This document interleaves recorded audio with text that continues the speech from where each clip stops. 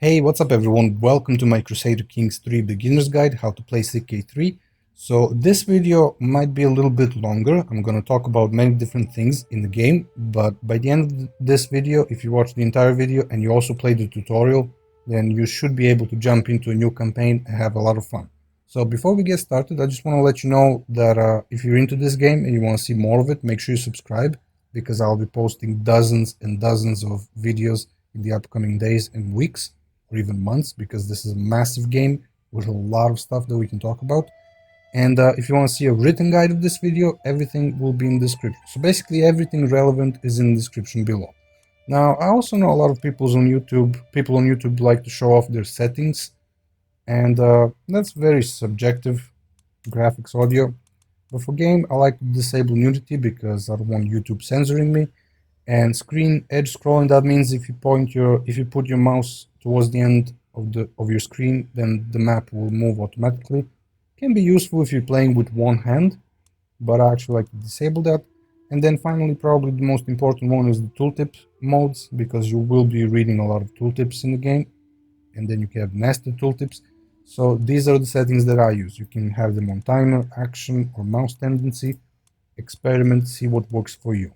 Alright, so let's start a new game and go into a new campaign. I'm gonna start in 867, and I'm actually gonna go ahead and play as any ruler. So you can do that, like you can play as any ruler, or you can pick any of these guys, totally up to you.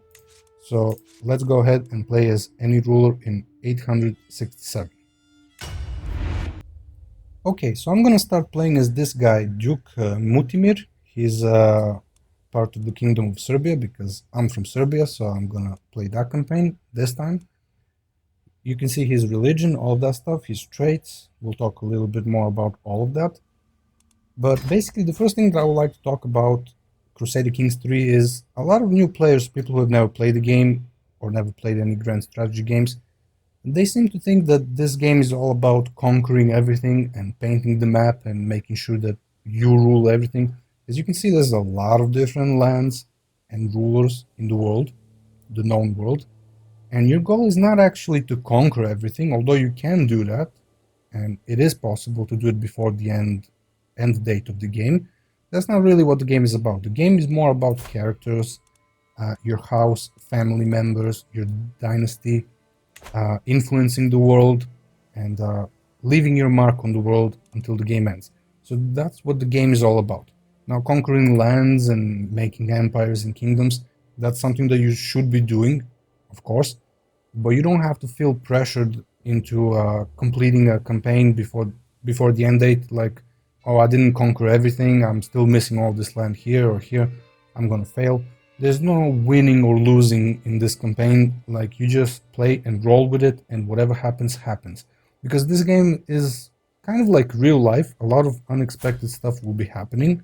So your guy might get assassinated, your children might get assassinated, diseases, all kinds of different stuff. You might get invaded when you least expect it. So learn to expect the unexpected and just roll with it. Like, if something bad happens, you don't have to. For the first playthrough, I would say it's not a bad idea to just keep loading your save until you see, like, if you make a mistake, say I invaded something that I shouldn't have, maybe I misplayed it, then go ahead and reload the last save, try and do it differently. For the first playthrough, it can teach you a lot of lessons like that. But later on, if you want to have more fun, then just roll with it. Like, whatever happens, happens, and just keep going, do whatever you can to the best of your ability, depending on your knowledge and circumstances. And that's where the game shines, in my opinion, just being able to deal with whatever happens. So that's the first thing that I wanted to kind of move out of the way. Okay, so the second thing that I wanted to talk about is titles, lands, and we'll talk a little bit about succession, your heir, your successors as well. So basically, if you zoom out on the world map, you can see that right now we're in the realm mode. This is going to show us all the rulers and their realms on the map. So as you can see, there's a lot of different people ruling a lot of different lands right now. Now, if we switch to, let's start with the biggest possible chunks of land, which is empire titles. So if we switch to empire, you can see that these are the possible empires that you can have. or that can exist.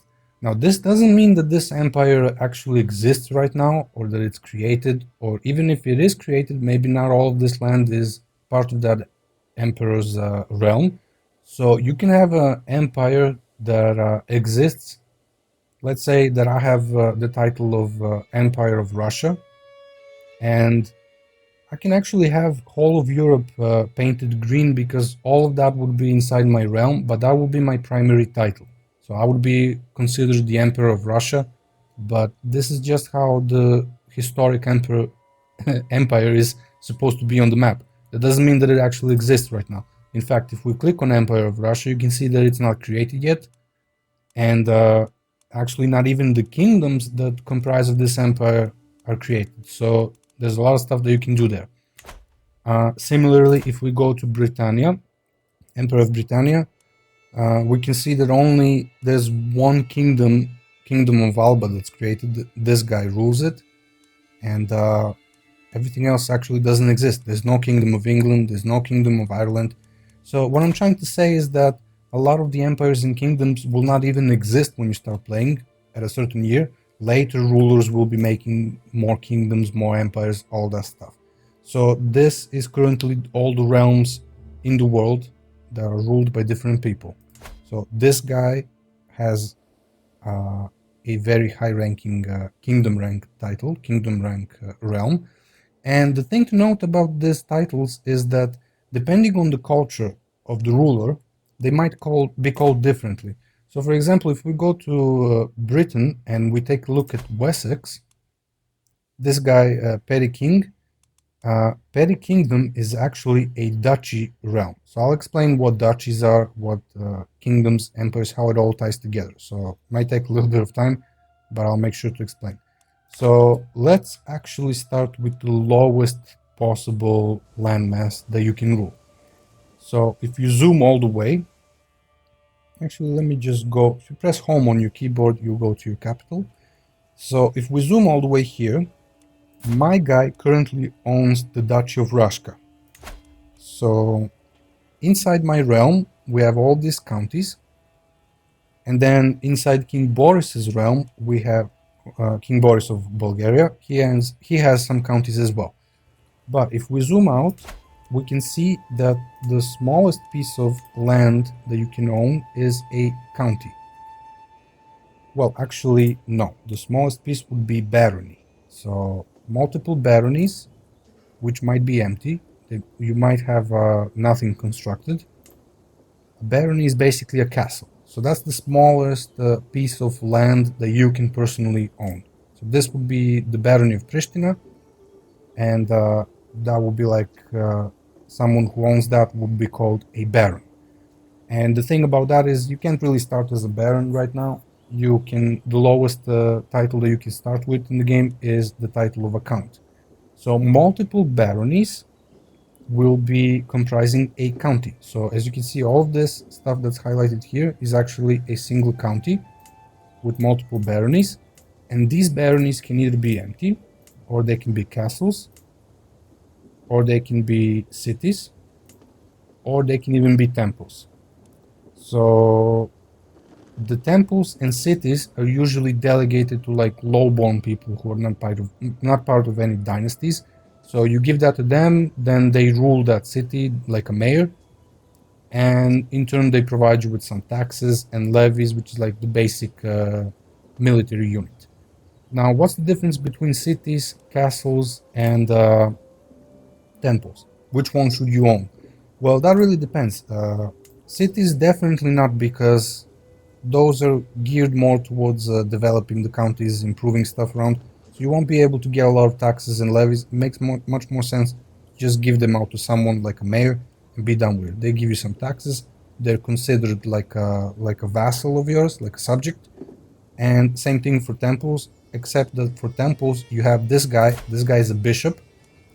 And this will really depend on your religion, which is a topic for another video. But basically, temples are usually held by a bishop, who's part of your domain, and he collects the taxes, the levies, and then in the council area of the game, you can have your bishop. They have an opinion of you. if they have a positive opinion of you, they will be providing you with some of those taxes and levies. And if they have like a really positive opinion, I think you can get like up to half of it. So if you have a lot of temples in your realm, or your domain, so I'll talk a little bit about the difference between realms and domains as well. And a bishop controls that, then you have a positive opinion with the bishop. He will be providing you with gold and levies, which can be very useful. So you can get a lot more from temples than from cities. Now, similarly for baronies, I'm trying to find a county here that has like multiple castles. Like for example, this one. This castle, County of Podrinje, this is the county. If you put your mouse, you can see that this is the whole county. And I personally hold this county, so this is my title, belongs to me. I am the owner of this land, me personally. But here we also have a castle. And this second castle, a barony, is currently given to my marshal and vassal, Baron Lazar, and he will actually get most of this stuff and then give me some taxes and levies. Now, I can actually take away that from him. Well, I cannot do that right now because my crown authority is lower. But basically later on you can actually revoke those titles without any penalties, give them to someone else, or grant them like you would with a city, grant them to like someone who is low-born, not part of any dynasties, whatever. So, to recap, one county is made of multiple baronies, and multiple baronies can be either castles, cities, or temples, or they can be empty.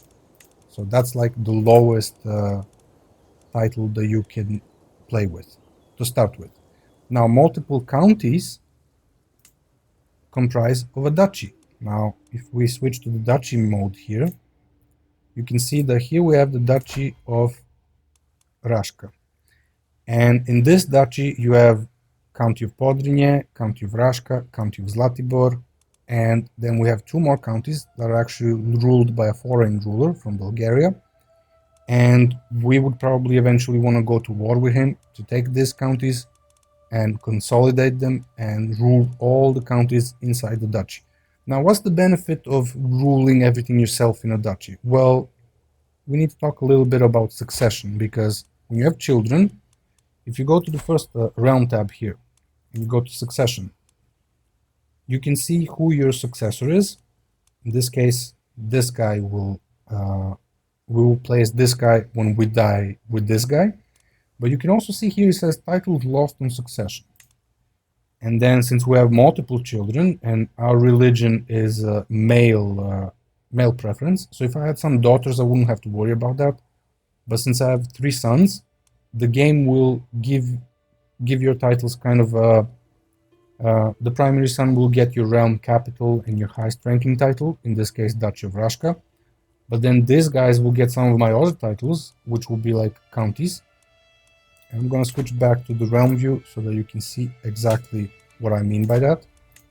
And it's important that when you do your succession, you try to minimize how many titles you're losing, because when you lose titles, you kind of have to go conquer new ones or take back the old ones, competing with your family members. So there are some ways that you can play with this, that you can kind of minimize your losses, and in some cases completely prevent them.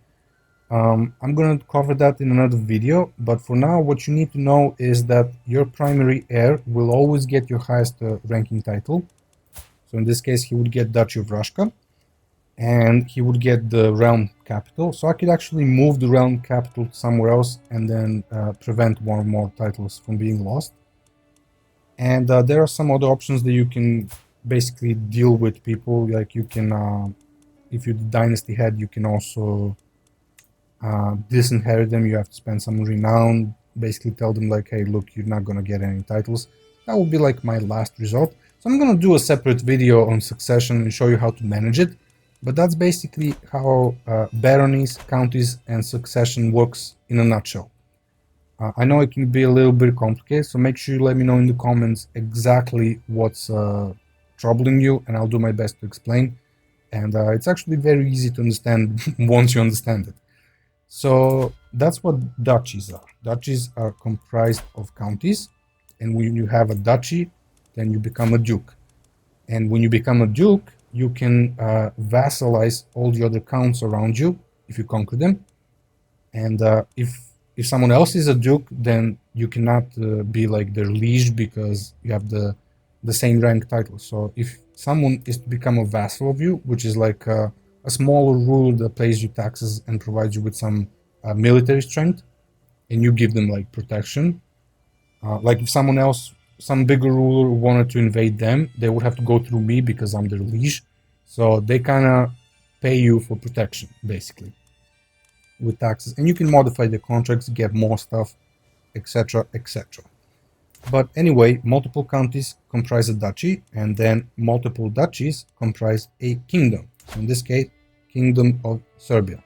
Inside my realm, I have the Duchy of Machva, Rashka, and the ones that are not created yet is Duklja and this one here. Some duchies have like only one county, other ones like this one might have a lot of them. This is actually 5 counties in a single duchy. So the way that you become a king is, if you go here to create title, you can see that the game tells you you only have 4 out of 6 required counties. So if I was to conquer 2 counties from this duchy that belong to this Bulgarian king, which is probably the first thing that I would do, then I would actually be able to create the title and become a king myself. Now, what's the benefit of becoming a king? Well, when you become a king, you will get more resources. So I'll talk a little bit more about resources in a bit, but basically being a king gives you like higher levels of prestige, which kind of increases your level of fame, which then gives you more bonuses, etc., etc. So you always want to, and when you have succession, your highest level title will be left to your primary heir, so they will actually become a king then themselves. So that's how lands are structured on the map. Then finally, after you move from kingdoms, you have the empires, and those are like the largest land masses that you can hold. For example, here the Byzantine Empire is currently kind of fractured. This guy from Bulgaria holds the Kingdom of Bulgaria.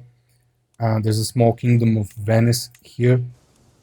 It's like a really tiny one, but it's also considered a kingdom. Some guy holds that. Then we have a bunch of them that are not even created yet, as you can see here. But this guy actually does hold the title of the Byzantine Empire, and he's very strong, has a lot of titles himself. So generally, you don't want to go to war with someone like that in the beginning. They will simply crush you. So yeah, that's that's how the lands and titles are structured on the map. To recap, counties made out of baronies, multiple counties make a duchy, multiple duchies make a kingdom, and multiple kingdoms make an empire. And it's very flexible who owns what at the time, and a little bit confusing. Like the Byzantine Empire, currently it's here, but if you switch to the empire, you can see that it's supposed to be like all of this. So this guy will probably actually go around and start conquering stuff to try and get everything that belongs in his empire, and eventually he's going to invade me as well, because it did happen in one of my previous campaigns. So you got to be careful who your neighbors are. Alright, so that's it for the titles and the lands. Now let's move on to the next section. Okay, so in this section we are going to talk about war, how to declare war, how to expand, who you can go to war in the first place, because in CK3 you cannot just go to war with anyone like anytime you want to. You need to have an actual cause of war, which is called casus belli. So casus belli, if we go, not sure how everyone pronounces that, I like to say casus belli. It's like a Latin word for cause of war. If I go here to the notifications, and there's a lot of stuff that I should take care of, but if we go to, you can declare wars. These are all the rulers that I can declare a war on. And I have some casus belli that can help me declare a war. So let's take a look at this guy here, Count Pavel, for example. Since my religion is like an unreformed pagan religion, I have a religious conquest Casus Belli, I have to pay some piety, which is like a currency that you use.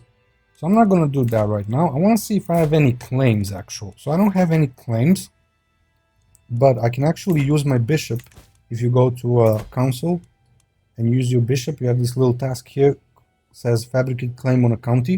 So let's say I wanted to conquer something that's part of I would probably take a look at my duchy, and then here in the duchy window I can see that I would probably want one of these. Now I don't have to fabricate the claim for this because King Boris is actually a ruler of a different religion. He's Orthodox Christian, while I'm like an unreformed pagan, like a heathen. And the thing is, I can just invade his land solely based on the fact that we don't share the same religion. We consider each other hostile or downright evil. And when you have that, you can actually declare war on those rulers and take their lands. But let's say that I want to get this one here. So this guy is Count Miroslav of Duklia. He holds the county of Duklia. And I would probably take a look and see how developed the county is, how much gold it's making him. Like in this case, this castle, which is the realm capital of this guy, gives him 1.53 gold per month. So he takes all of that and gives him 203 levies. It's not a very hard thing to siege and take over. And then I would also take a look at his army. He has 421 levies, 416 plus 5 champions. So the game actually tells you the military strength is inferior. He has no allies.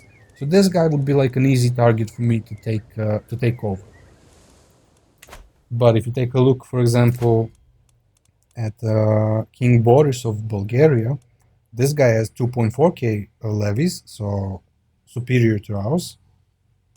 If you want to take a look at your military, that's why I said play the tutorial, because the tutorial familiarizes you with all the interface stuff, so I don't have to go through that. The video will be like 3 hours long. Total soldiers, champions, which is basically your knights, levies, that's like peasants, basic military that you use.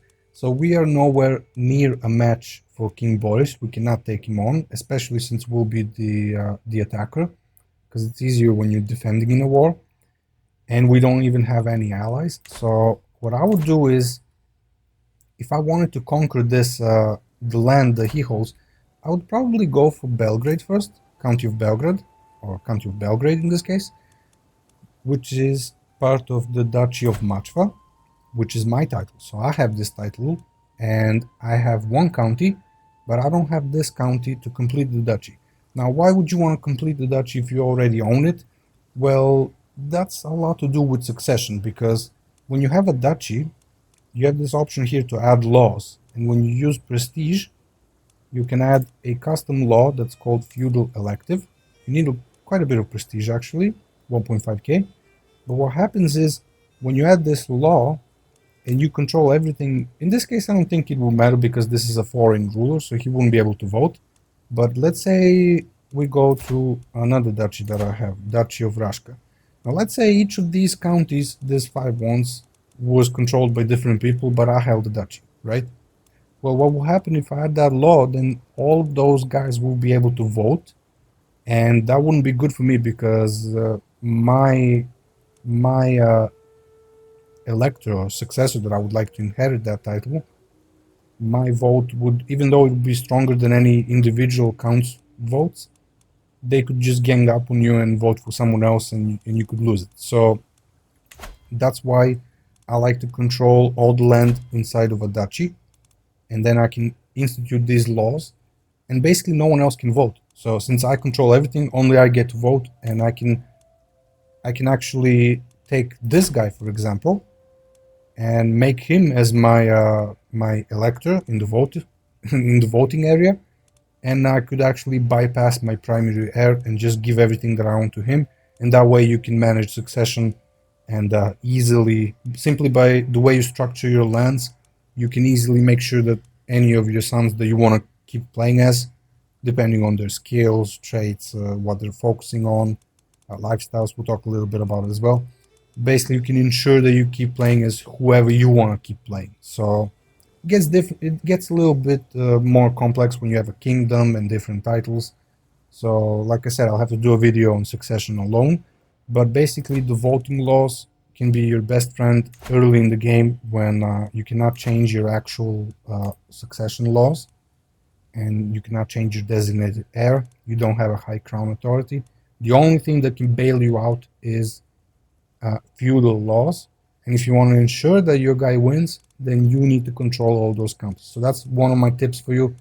If you have a duchy, try and get all the counties.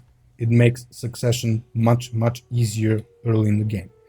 So anyway, I forgot what I was saying. So we were talking about the war and how to start wars. So let's start a war with this guy. He has a county of Zahumye. What I like to do is I like to go in the page that shows you the information about that county and that title. Then I like to see de jure part of, means it's rightfully part of the duchy of this duchy, and then this kingdom of Croatia. So I don't actually want that right now. I want to see if there's anything to conquer that I can just take right away, increase my domain so I make more gold and get a bigger army. But someone like this guy that doesn't have a liege, so no one can protect him, has an inferior army, and he has a county, and I can just go right click, declare war, and I'll use my religious casus belli because that's the only one. You don't actually, the game will tell you fabricate the claim on this county because it's rich and prosperous, but if your religions are different, you don't even have to fabricate the claim. You just go, you can conquer duchy or conquer county. This one will cost more. I would say in the beginning stay away from conquering duchies because, first of all, this guy doesn't even have a duchy. So if you're gonna conquer a duchy, then you're just gonna seize the land inside of that duchy that he personally owns, and at that point you can just go conquer county, which is what he owns. So he owns 2 of these counties. Now if I go to duchy, I can get both of those counties at the same time, but I don't have right now. I don't have enough piety to do that. So I can just go with conquer county, pay 50, and then we get like a truce when I conquer him. And then after the truce is over, I can just conquer him again. So that way I can pay less. But if I have enough piety, I can just go for duchy. And you wouldn't actually get that duchy. So Duchy of Dukla, this is not created. You wouldn't get that title.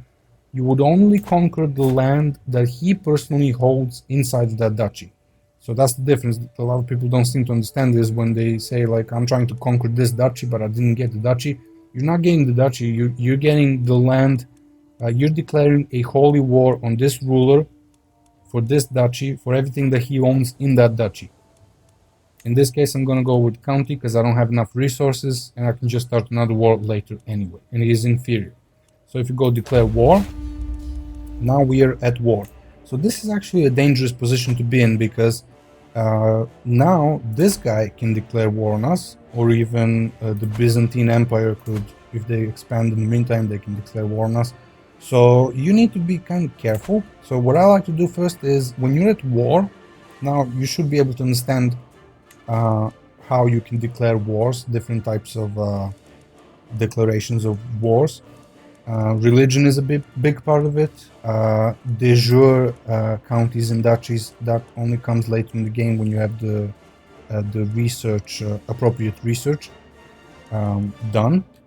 But basically in the beginning it's usually going to be religious, or you will fabricate a claim, or you will have someone else in your court who has a claim, and then you go to war for that someone else, and then you conquer the land, they get that land, they become a vassal of yours. If they get a title that's of lesser rank than your primary title, if you're conquering a land for someone who has a claim and they become like a duke and you're a duke yourself, then that's pointless for you because you'll just be going to war for someone else and they'll become like an equal of yours. So don't do that. So now that we have that we declared war on this guy, we need to raise our armies, and we need to siege his capital, ideally. So the war target is probably the most important thing to note. When you're at war, you can see he has conquest of the county of whatever, this county in this case, which is here. And if you go here, you have war score. So to win a war, you need to have a full war score. I mean, the tutorial already teaches you that, but what's important here? If you capture the ruler himself, you get 100% score, you can all enforce your demands immediately, get the county for yourself. But if you want to capture the ruler, you have to siege the realm capital. In this case, since we're at war for only this little county, we're gonna siege the capital anyway, which is here. You can see this little icon that's like burning. And if you click on it, the castle, you can see here it says realm capital. That's his realm capital, so it's not here, even though he controls that, it's here. Then I'm gonna raise all of my armies, select them. I'm going to increase my gain speed to 3, because I like playing at 3, sometimes 4. You wait a couple of days and then pause once the army is raised. And in this case, I'm the commander. So my guy is, actually didn't talk about that. I was supposed to talk about the traits and lifestyles. So this guy is focused on martial, and martial determines like your levy size, reinforcement rate, your armies. You have different perks. So I'm gonna go ahead and choose a lifestyle. Now my guy has a trait that gives him a 30% bonus for martial experience, so I'm obviously gonna go there. And as you can see, he already has some stuff that he unlocked in the meantime, because we're not starting from age 0, so he's already been progressing. And you can read all of these traits. I'll make some separate videos for perks and which one I think are the most useful ones. But first thing you need to do is you need to select your focus.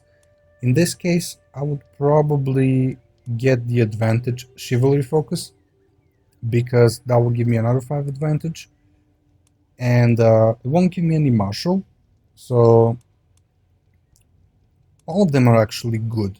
The first one gives you +3 martial, which counts as advantage in a war, in a battle. The second one gives you only 1, but you also get dread gain and control growth, and I would say probably authority would be the best one to pick here overall. And then you have chivalry, a little bit of extra prowess, doesn't really matter right now. Attraction, opinion, plus advantage. So go, actually, you won't make a mistake with any of these, just go with whatever you think is best. I'll probably go with this one, because I'm gonna start executing people after I capture them, plus dread gain. So now our guy has, once you have enough experience, you unlock a perk. You always want to go all the way to get the trait. In this case, we'll get the strategist trait, extra diplomacy, martial, enemy fatal casualties plus 25%. That's pretty big actually. And we can cross water without penalties. That can be very important in battles. So now that we have our lifestyle, and rulers can have different types of lifestyles, and you don't actually have to go with a lifestyle like this guy has a bonus for martial. I can go in any lifestyle that I want, and it's not a bad idea to go into learning first and get this scientific perk, which will give you 30% more progress when researching technologies, innovations, as they're called in CK3. And then as soon as you get that, maybe get another perk, depending on the experience, because you can change only once every 5 years. So you might actually be able to get 2 perks before being able to change it again, and then just go back to martial again and keep doing whatever you were doing. So that's a good strategy as well. So now that we're at war, I'm gonna go ahead and siege his, unpause the game, siege his capital. And he's actually, the game does a fairly good job of telling you what's gonna happen in a battle. Chances are even. So we have more soldiers, but he's defending a river crossing and defending in mountains. So I'm gonna go ahead and fight him anyway, because I'm pretty sure we're gonna win. And now the battle starts. I'm gonna decrease the game speed to show you. So we have his advantage is quite big actually. He has 30% increased damage. However, I think that we are going to win simply because we have more soldiers in this case. Different battle phases. I'm not gonna talk about that now because these are all videos for themselves. So I'm gonna increase the speed so we see this a little bit faster. So since we have so many more soldiers and the battle rolls are changing, so he's not always gonna have 15 advantage. This time his damage is only 18%, so that changes. Pretty sure we're gonna win this and put him make him run away to recuperate. And then we're gonna siege his capital. We have some combatants. If you want to take a look at who you captured, just click there. This guy is kind of useless for me. He, I think he's the same religion like me, so if I execute him, I will have to spend piety, so I'm not gonna do that. I would get some dread, which is a very useful stat to have. Talk a little bit about in some other video. But what I could do is I could recruit him.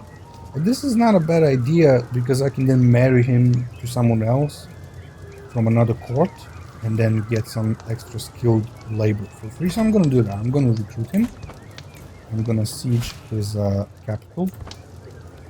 And then I'm gonna take a look at my commanders. So my guy is actually pretty good, but I wanna see if I have someone who can speed up the siege. In this case, I don't really have anyone who can speed up the siege. Looking for a specific trait that can make the siege go faster. I'm just gonna have to do it myself. And this is the time where you can actually increase the game speed and siege stuff. He's gonna go try and siege something, doesn't have enough soldiers. Or he might, but not nearly enough to do it faster than me. So I'm just gonna go ahead and capture his capital. So I'm gonna decrease the speed when we're about to finish. And actually, let's go a little bit faster. And I took his son and heir. And since I took his capital and we're fighting for that little county, you can see in the war score that we have 24% from battles, the first battle that we had. War score in this case, nothing, because we captured the occupying enemy capital, occupying counties, and then 50% for capturing his son. Make sure you don't release his son before you click on enforce demands, because then you lose that progression. So I'm gonna go enforce my demands. He's gonna insult us a little bit and then give us what we need. And now we control this county. Now this county, you can go ahead and disband your army, so you pay less fees, less gold fees. And now that we hold the county, we just expanded our own domain, and I think this is a good time to talk about your domain and realm. So the difference between domain and realm is that your domain is titles and lands that you personally hold. So in this case, this county of Duklia just became part of my domain, because if you go to the castle here, the capital of the county, so here, county capital, it's held by me. Now if I was above my domain limit, which determines your stewardship skill, I can find a wife to give me more stewardship so I can increase my domain limit, then I could manage my domain like that. So what's the difference between that and your realm? Well, if you zoom out, this is everything that I control. So this is my realm. And since my highest title is the Duchy of Rashka, that's how it's called. It's called the the Duchy of Rashka, I guess. Duke of Rashka. But inside that realm, if I go here, Duchy of Rashka, you can see that actually no, if I go inside of my other duchy, which is Duchy of Matra, nope, still the same. Still this guy from Bulgaria, I need to conquer him. But basically, if you go to the Vassals tab, here you will see all the smaller rulers that are obliged to pay you taxes and levies. And a lot of the times when you start off, there will be like a baron, like this guy. He holds the barony of Crusader. If I go here, I can see that this is actually part of the county of Duklia, the one that we just conquered. But since it's a castle, it's considered its own barony, and he owns that. So he is my vassal, and eventually he is gonna pay me even more gold and more levies. Right now it's reduced because we were at war, so the control, the popular opinion, all those things change depending on the war. So eventually I'm gonna get more stuff. But basically, if I took this away, then I would increase my domain limit, and this other castle I could rule it myself, like completely myself. but I'm not going to do that because typically you should aim to rule like the capital of the county. Any other castles, you just give them to someone else and they become your vassal. So that's what the realm means. The realm is something that you own completely. Not that you own completely, but well, you do actually own completely because they're all your subjects. But domain is when a piece of land is directly governed by you and no one else. So you reap all the benefits. When you have vassals, they will be paying you like, I don't know, 5-10% of taxes in gold, in levies. But when you control a county, you get full everything that that county is able to produce. Like, for example, here, you get all of that. So that's the difference between realm and domain. All right, so this was a very long session on wars, domain, realm. So again, if you have any questions, just ask me, and I'll be happy to explain. All right, so let's talk a little bit about lifestyles, character traits, perks, all of that stuff. So when you start the game, typically this will all be randomized. So the character traits that you get, like personality traits, wrathful, vengeful, diligent, all that is randomized, including the bonuses that you might get. In this case, we have a 30% bonus for martial. So if I was to start the same campaign over, then this guy it would still be the same person, but all this will be changed. He might be like into diplomacy, the stats will be different. So all that is randomized. But which lifestyle should you pick? Well, I already picked the martial one because we were going to war and all that stuff. But typically when I start a new campaign or when I start playing with a new character, like a succession happens, I like to go into learning first. And I like to go for the scientific perk first. You can only change this every 5 years. So in 5 years, you should be able to get like 2 perks. So you can get this one, and then you can either get plant cultivation, or you can get pedagogy, which will help your children if you're educating them. And you can also like supplement some other currency, like in this case I go for theology focus and get some extra piety, which can help a lot because we are of a different religion, faith, so we can declare more of those holy wars. And one thing to note about holy wars and religion is that you'll also be a target for someone else. But if that happens and if you cannot beat them, let's say you don't have any alliances and your military is way too weak to compete with them, then the game will give you an option to convert to your attacker's faith if it's a holy war. Let's say the Byzantine Empire invades us and we have no choice, we have to convert to their religion, Orthodox in this case, then they will have to leave us alone because they can no longer wage a holy war against us. So remember that when you're playing, if you get in like a very difficult situation. But anyway, when it comes to lifestyles, like I said, I like to go with learning first with any ruler when I start a new campaign, and even when succession happens, and then I rush to scientific. This will give us 35% faster research time for our innovations or technologies. So that's very useful. I would say probably the most useful one. And then I would probably get this one second. And then after I get this one, typically I will be able to switch back to whatever my primary one was. But you don't actually have to pick the lifestyle that your ruler is supposed to be in. Although in this case he already has a bunch of perks unlocked and he has a high martial skill, so it makes sense to go there.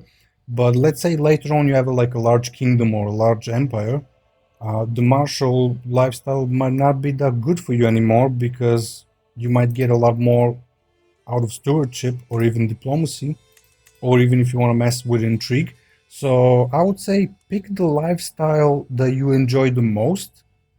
But in the beginning, try and get the scientific perk. It really helps speed up the research. So you get access to let's see, where is here, the cultural research tab. You get access to better buildings. You can increase your domain limit and get some extra de jure casus belli options.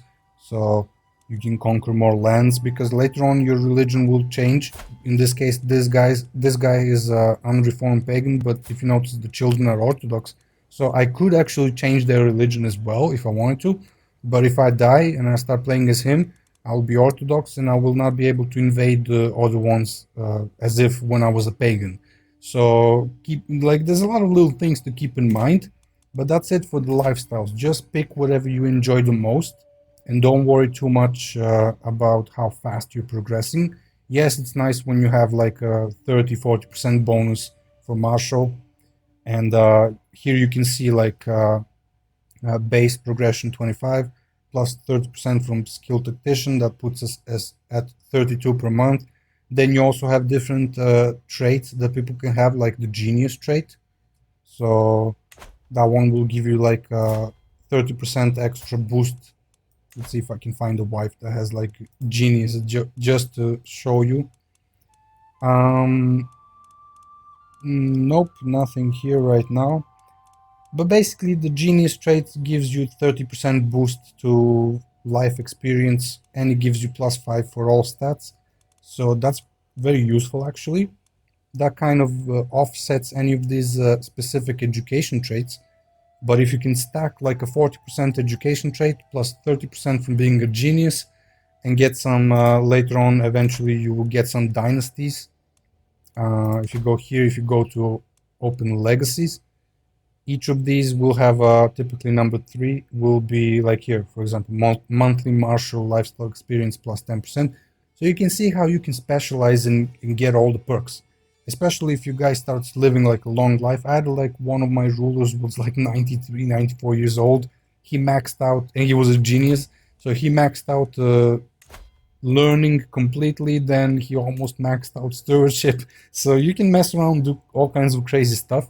But I would say, depending on your realm size, as you play the game and you gain more experience and you know what each perk does, for a large empire, stewardship would be very useful because you get extra taxes and you can extort people, you can increase effectiveness when collecting taxes, building stuff. Architect is pretty cool, nice trait.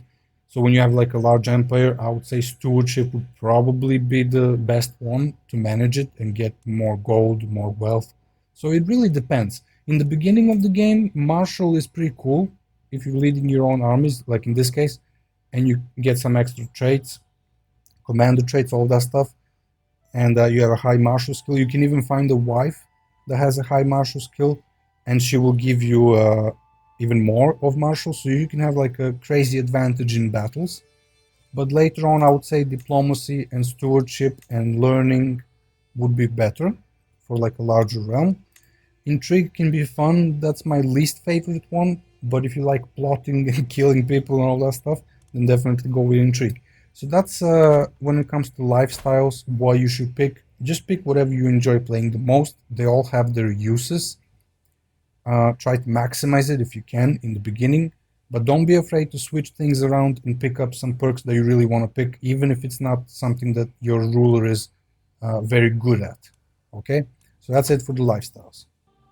Alright, so in this section we'll be talking about the economy, gold, prestige, piety, renown. How do you get this stuff? How do you increase it? Which one is the most important one? So in my opinion, gold is probably the most important one, because if you don't have gold and you're not making enough gold, you will not be able to finance any wars, because raised armies cost. If you go to the military tab, you can see how much they cost, like levies. Everything has a cost, even levies. If you have men at arms, you obviously need gold to even recruit them in the first place. Siege weapons.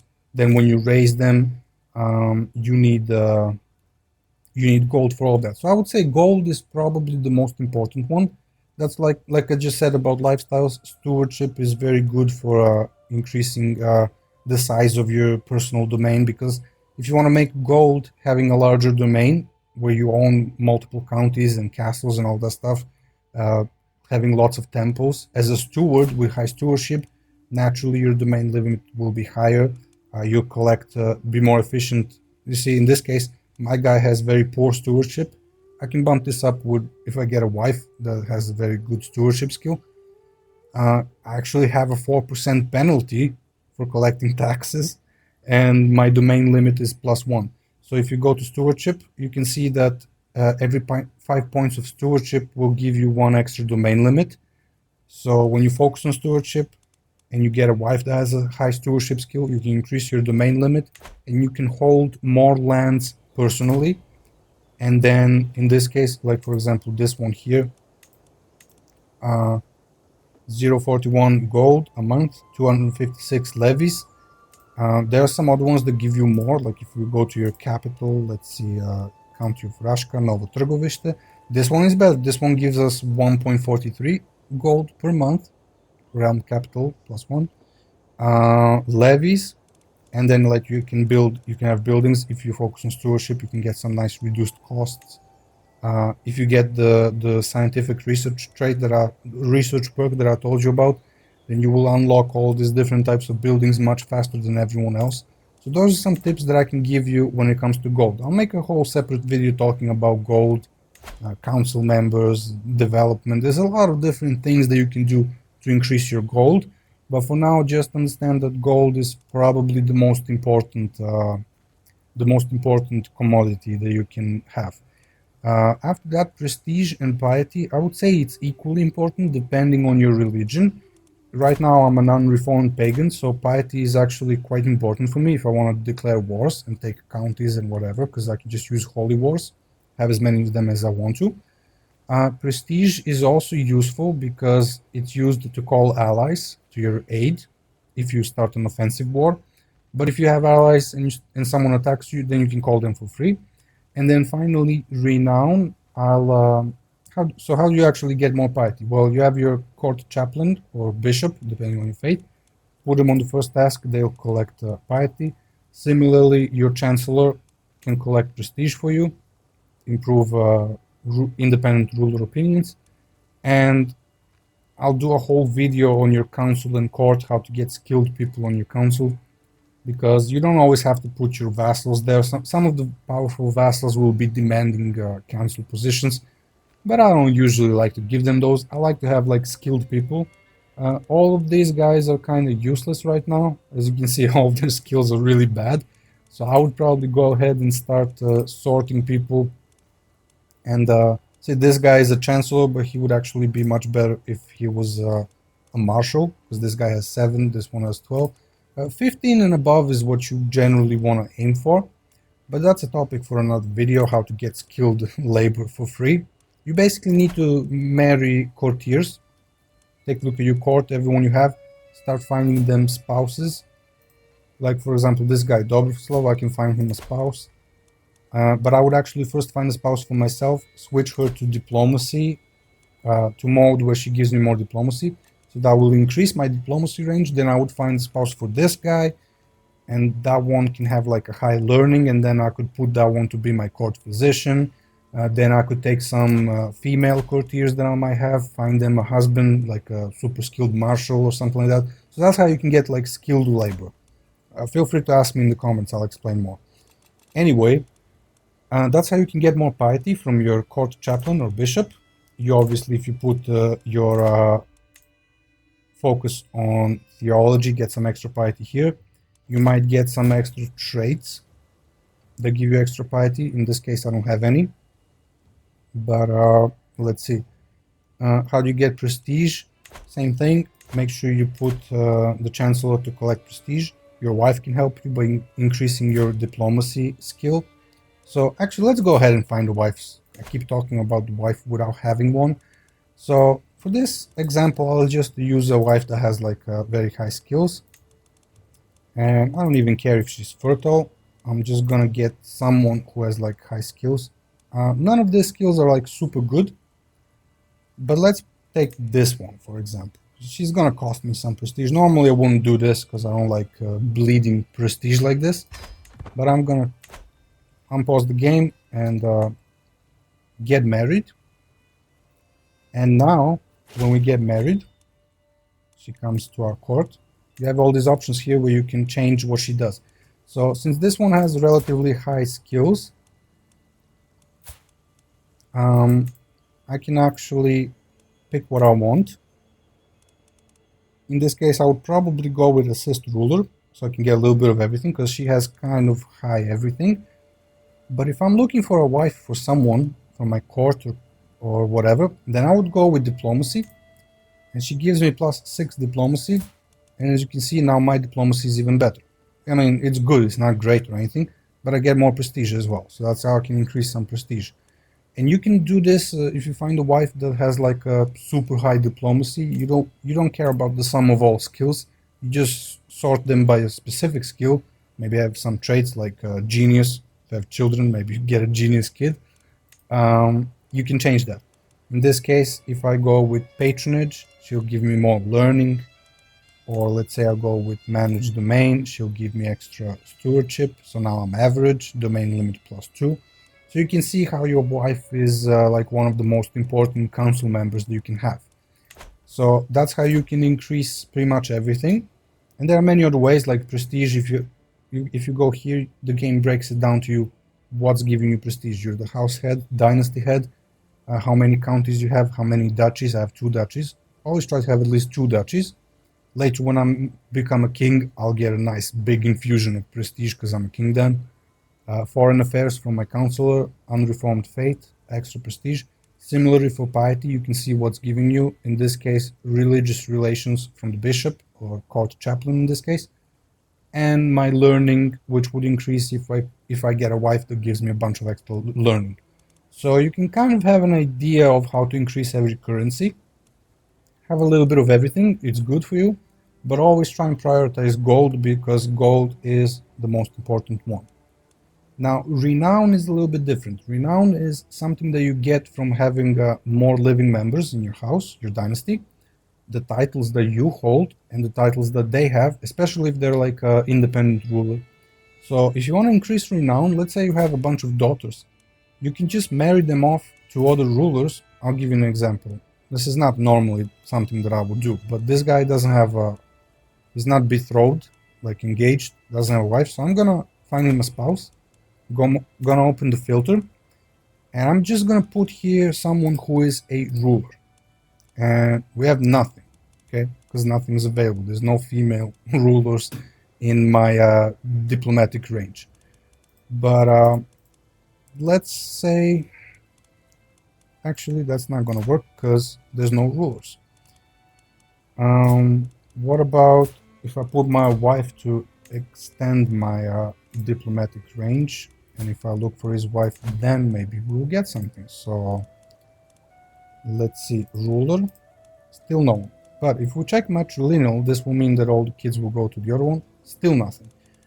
So this is just not possible to do. If it was a daughter, pretty sure we will find something, because daughters usually, there's many more male rulers in the world that are currently unmarried that you can marry your daughter.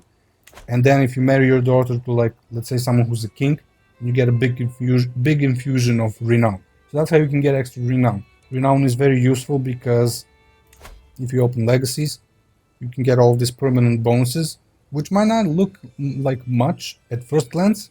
But for example, if you get this one, marriage acceptance, all of a sudden arranging marriages and getting people to accept is much easier. Or if you get, for example, let's see what else is good. Vibrant court, that's not bad. Fertility, all that is good actually. The thing to remember here is that this applies to all the members of your dynasty. So whatever you want, I'll do some separate videos for this as well. Whatever you get will benefit everyone in your dynasty. So anyway, that's it for the traits, lifestyles, all that stuff. Let's move on to the next section. Okay, so in this section, we are going to talk about innovations, research. I'll also talk a little bit about religion. And when it comes to researching technologies, or in this case, innovations, you have all these different eras that do not begin until a certain year occurs. And you cannot start researching them until you have like fulfilled conditions, like a certain amount of these ones researched. Now, the innovations they're structured in the same way, just in different eras. You have the military ones, then you have the civic, and then you have the cultural and regional. So, as I said, if you put your ruler into learning, anytime you play with a new ruler, succession happens or you start a new game, and you get scientific, then you get a massive 35% boost for progress. That's a lot, trust me. You'll be researching much faster. Now, what else determines how fast you research stuff? Well, your learning skill. In this case, we're kind of stupid. We have poor learning. But we could find a wife with like super high learning to help us out there, and we could become like good, average, maybe even excellent.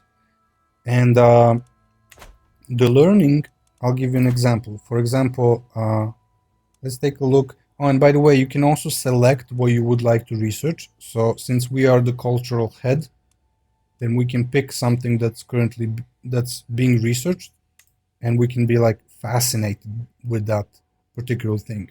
So in this case, let's say I want to increase my domain limit, and I'm fascinated with the ledger innovation, and it's going to take me 62 years to to discover this.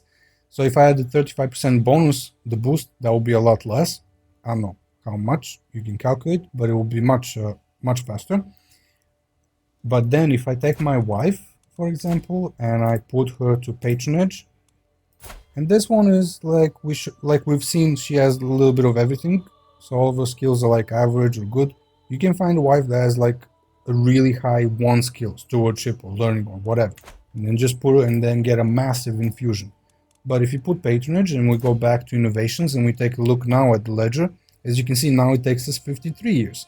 So as I said, find a wife with like a huge learning skill, put her on patronage, get the 35% bonus, and you can turbocharge your your research progress. And you do that with every ruler, and you'll be researching stuff in no time.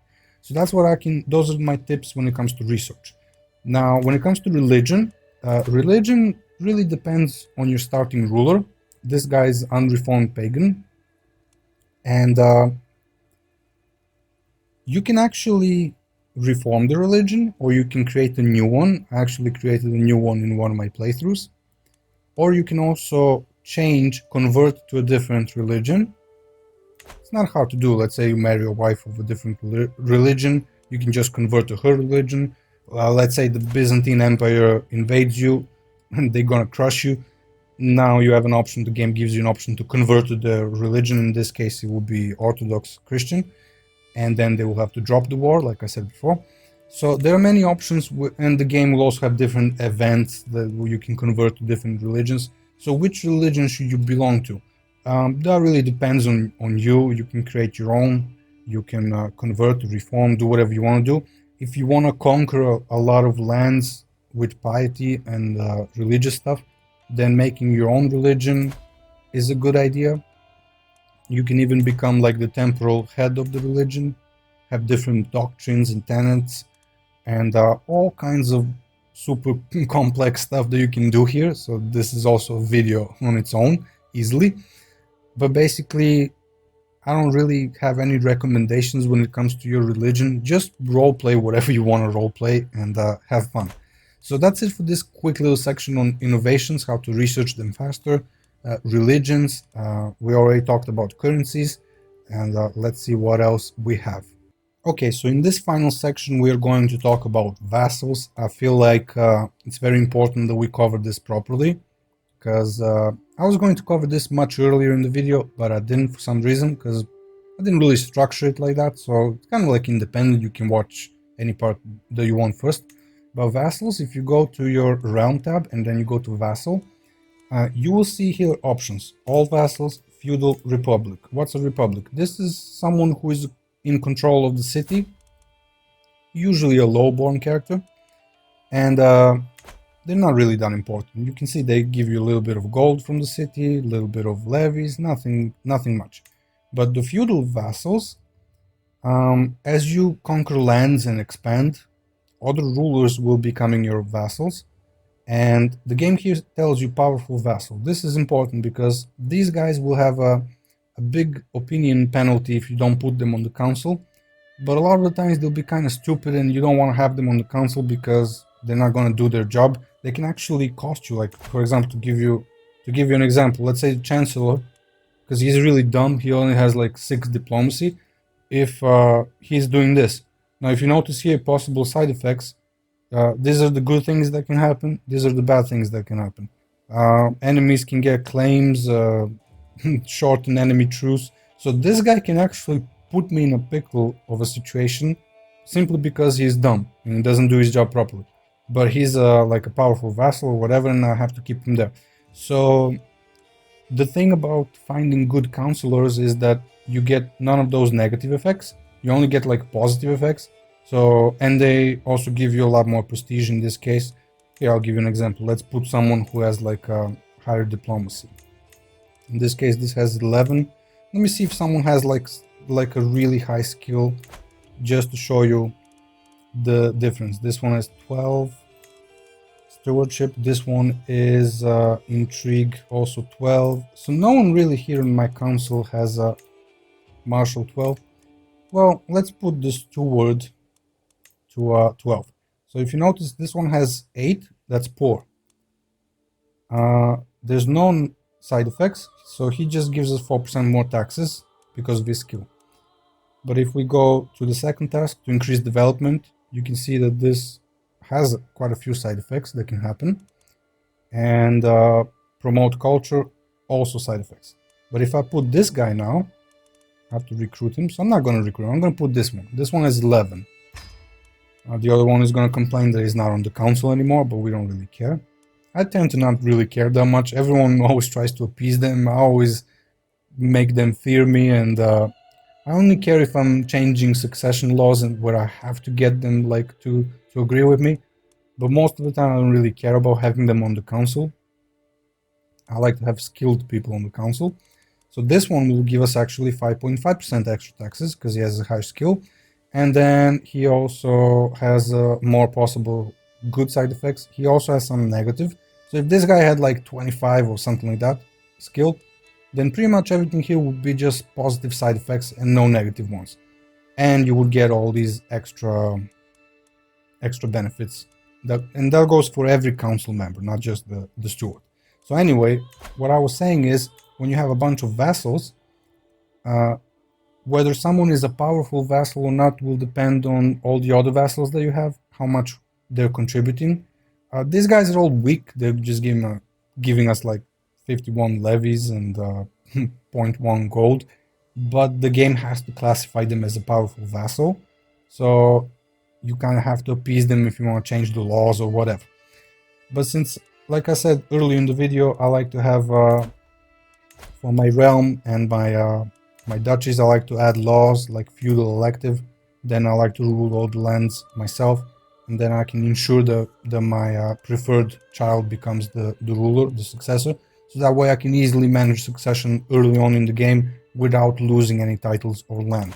And I don't need any of those vassals there to do anything. Like they have no say at all, even when it comes to adding laws. All you need is prestige. So that's it.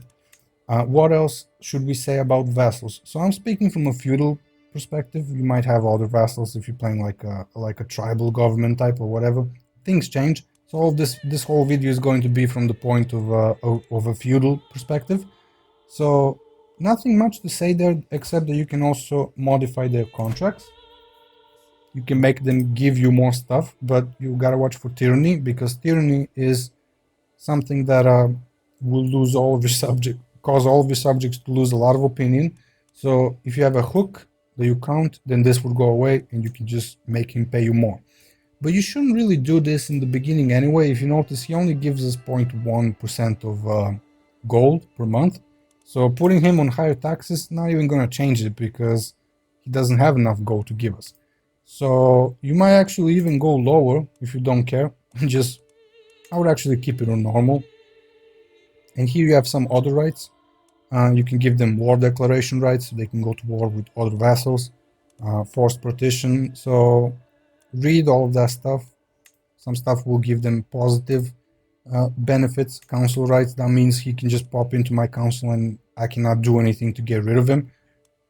There might be situations when you want to do something like that if someone's really skilled at something, but otherwise there will also be, later in the game, as you do more research, you also have different types of feudal contracts that you can apply, and they can be useful, although very situational.